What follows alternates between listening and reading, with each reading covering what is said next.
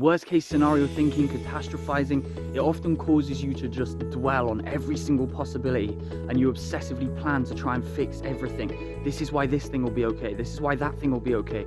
This belief takes away all of that.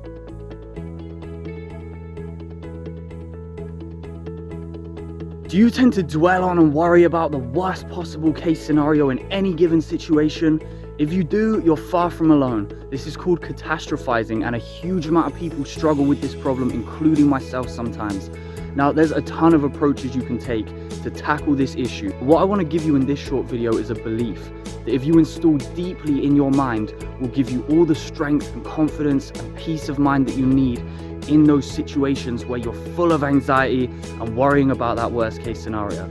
So let's get straight into it. The belief is this: no matter what happens, I will always live an amazing, happy life that I am grateful to have lived. Now, everybody has the power to do this, because no matter what happens to you in life, and yes, there are ups and downs in life, but no matter what happens throughout all of that, you always control your inner world.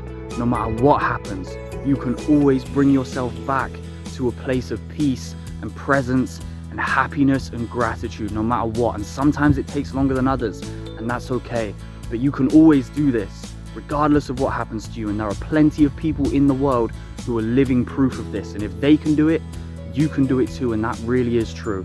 And I'm sure if you reflect on your own life, there are hard times that you pushed through and came out the other side to live a happy, good life, even still, regardless of what happened to you. Now, the main purpose this belief serves is it allows you to relax and not be anywhere near as anxious, even in situations where you don't know all the possible outcomes, because anxiety feeds off the unknown. So you can't control every outcome and you can't know every possible outcome. And worst case scenario thinking, catastrophizing, it often causes you to just dwell on every single possibility and you obsessively plan to try and fix everything. This is why this thing will be okay. This is why that thing will be okay.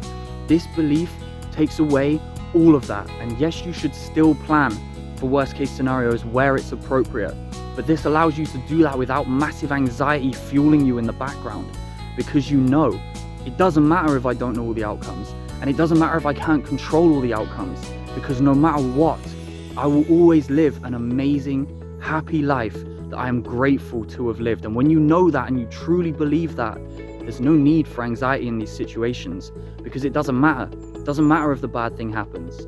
It's okay. I will still live a great life.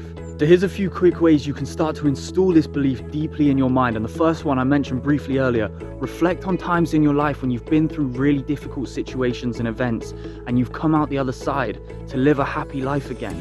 Reflect on that, because that proves to you that you can already do this now.